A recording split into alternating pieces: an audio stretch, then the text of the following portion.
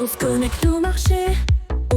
Bon, il n'y a pas à dire, en ce moment on se fait chier sur les marchés et c'est vrai qu'on n'a pas vraiment. Alors il y a eu un petit dip quand même sur De Richebourg qui s'est bien pété la gueule alors que les résultats étaient plutôt pas mal.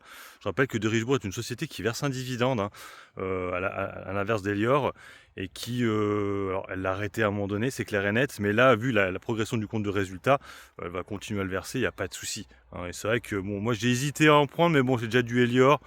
Ouais, je rappelle que Elior est au capital de Richebourg. Normalement, peut-être qu'à terme, peut-être qu'ils rachèteront, on verra. Mais bon, du coup, moi, j'ai pas acheté. Mais c'est vrai qu'en ce moment, on s'est vraiment chié. En fait, à part les valeurs défense qui cartonnent, les Renk, les Remtol, Thales, tout ça, ça marche plutôt bien. Exosens aussi, et puis Excel. Mais sinon, il n'y a pas grand-chose. Et aussi, je vous ai fait une vidéo le week-end dernier, les valeurs en rapport avec les crypto-monnaies, les sociétés qui font des trésoreries en crypto. À part ça, en fait, c'est difficile de faire beaucoup de fric. En fait, tu stagnes parce que tu vois que le CAC 40 bloque entre 7700 et 7800. Alors, c'est vrai qu'effectivement, il me semble qu'actuellement, les small caps font un peu mieux que le CAC, il me semble. Alors ça, moi, j'ai pas beaucoup de small cap. Faut faire attention à celle que tu prends. Vous voyez, Pierre et Vacances, hier, elle s'est effondrée. On a vu Esso, qui est au SBF 120, elle s'est effondrée aussi.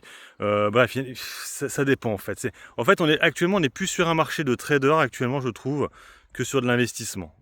Au début avril, c'était une possibilité d'investissement, début avril. Là, maintenant, pour moi, il n'y a rien à investir. Ouais, si ce n'est hier de Richebourg, qui aurait pu être intéressant. Si vous n'avez pas, vous aviez de l'argent qui servait à rien, pour un dividende qui serait versé du coup en février l'année prochaine, je pense qu'il va être sympathique. Je vous serais certainement vers les 3-4%. Donc c'est déjà pas mal. En plus, là, on a touché beaucoup de dividendes. Moi, hier, du coup, j'ai touché Téléperformance. Là, on va arriver à la fin de la saison des dividendes. Il y aura encore celui de Rubis. Je crois que c'est début juin, il me semble. Ceux qui ont du Interparfum, vous aurez aussi vos actions gratuites. C'est en juin aussi, ça, en général.